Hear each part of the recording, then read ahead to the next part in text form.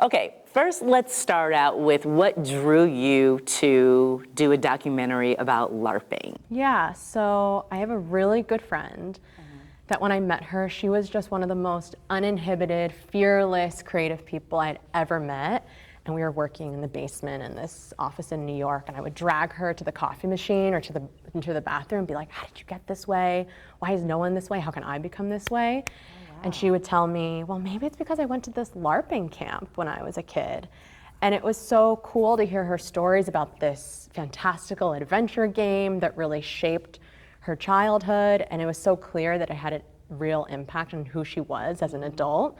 And for me, I had always wanted to make a coming of age story, something that really paid homage and honored the teenage experience in a way that I viscerally remember it. And so this camp, the Wayfinder experience, really seemed like the best vehicle for that. So then I met the camp and all of that happened. And once I started casting for it and meeting these campers, it just obviously took on a whole life of its own. And the question started to become, how do we make a documentary that not only centers these young people as the main characters on screen, but also in our process off screen, and making sure this is a project that is all about their empowerment. And I love the empowerment, and that brings me to We Can Be Heroes. What did giving that title mean to you? I would imagine that you're seeing them embody that feeling. Absolutely, and it's interesting because it's a hero to each person is something different. Different, especially whatever time in their life they're in, whatever they're going through. So, right, for someone, it's just being a hero is just showing up. And being a hero to who? Really to themselves. Or a hero is, the classic idea of a hero with a sword and going to battle. Or for someone else, it's actually sitting it out because they've been always going in and they've always been in more of that aggressive energy, and being a hero is tapping into something totally different that's harder for them. But it was so inspiring to be around young people, and that sounds so corny, but it really is true to watch people go through that first big transformation in life and be able to witness that and see them really move through it with grace and uncertainty and vulnerability. And then it's such a reminder for me and the whole crew, I think, that we're just watching these young people do that, and we're like, we're all going through that still. We go through that transformation so many times in life.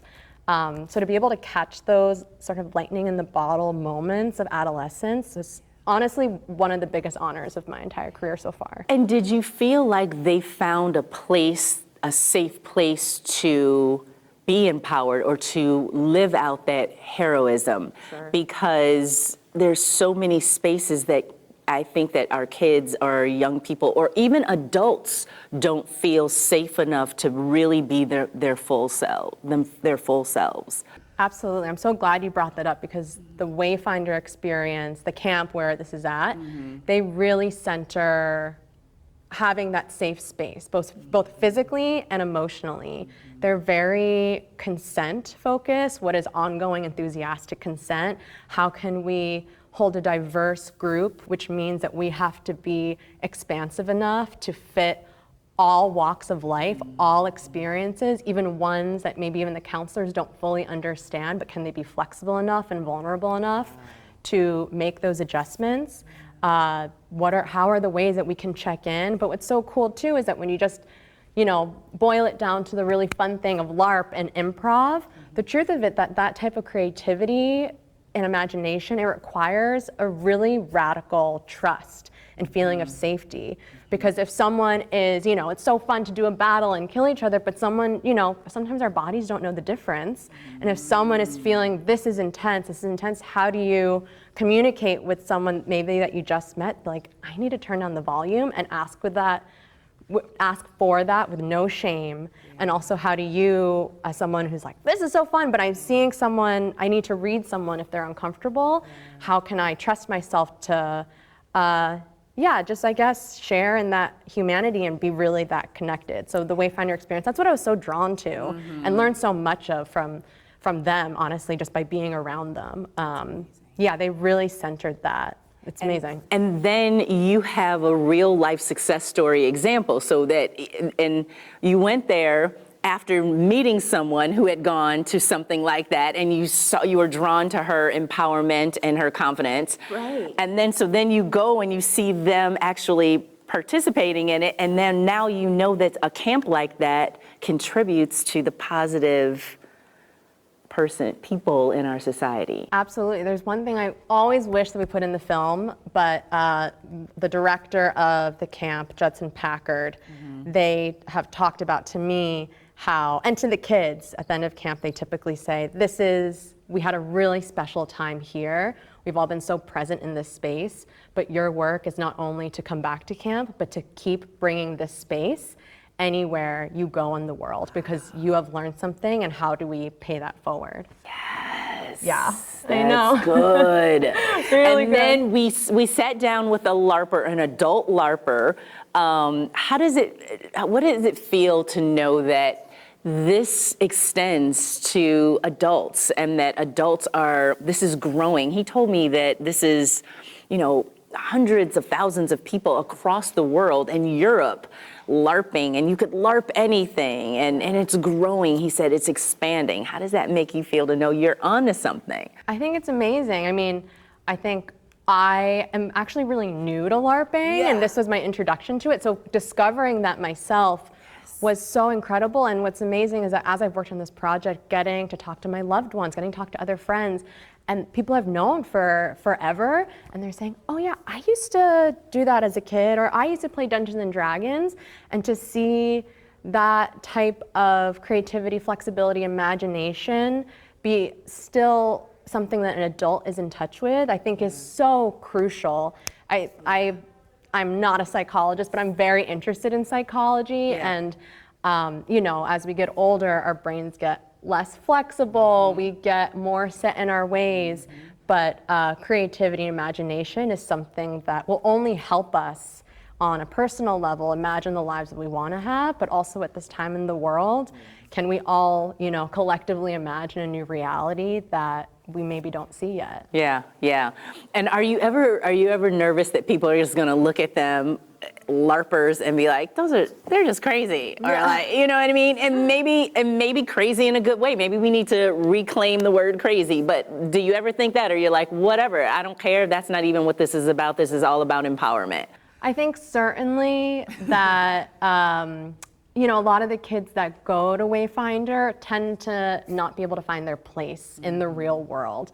And this camp is such a safe, warm sanctuary for them. So I think a lot of people definitely come in with judgments, and judgment is something that is no stranger to a lot of the people who are in the film. But I hope that even with that judgment, that we can melt some of that away and warm the space up a little bit. Yeah, because everybody just wants to find their own super inner power and be able to be themselves. It's hard now, though, with social media and there's judgment from every corner of everything. But is there anything you want to tell me about this documentary or this movie, or that you want people to know about it that I might not know to ask?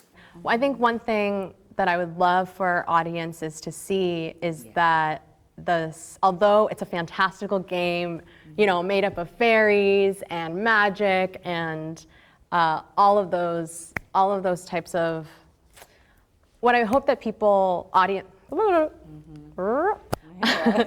what I hope that audiences will be able to see is that although LARPing and this camp takes place in this imaginative, fantastical world, that so much of the lessons that these young people learn really help them in reality. And I don't really necessarily have a big, profound statement on it, but there's been that connection between reality and fantasy is not so distant as we think. And so, in the film, one of the main participants in it, Abby, who's a teenager who's just diagnosed with a condition where they can't digest food, and they've been really struggling with their mortality. You know, it's no surprise that Abby in the game wants to be a healer.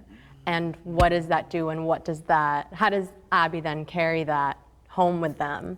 And you know, there's things of, you know, another young person in the film, Dexter, who's 15, is struggling with his first crush. And in the game, you know, it's how do I battle this inner beast, not battle the person there, but battle these feelings, this monster that's shouting negative things at me. You know, the inner critic that we all insecure. Exactly. So those things of fantasy and reality, I think fantasy is a really good way to explore these types of very universal experiences, the emotional world, that sometimes can be so hard to put into words, and yet we all feel it from, you know, 10 years old to 100 years old. Yeah. You said that very well, because I think that parents will see this and think that this might be something for my kid to channel some of that anxiety. Adults could use this to kind of just get a hold of their lives, always feeling like you're on edge or you're spinning out of control or you don't have control over things. And then just knowing yourself and being able to navigate that and having a place to do that. Absolutely. Yeah, no, I love it. Yeah, and this generation, it's a bit of a cliche, but this generation really does impress me so much with their self-awareness and their ability to really self-reflect and learn about themselves, like you said, like that real deep self-awareness that, I don't know, I didn't really start working on until, I don't know, like 2 years ago. So yeah, these people are 15 and just fully digging into that, and it's incredible. I feel like if the theater is filled with adults, we could learn something from the kids. Yeah. You know what I mean? We can see them learning and like, oh, maybe we need to incorporate that a little bit. Well, thank you so much. I love it.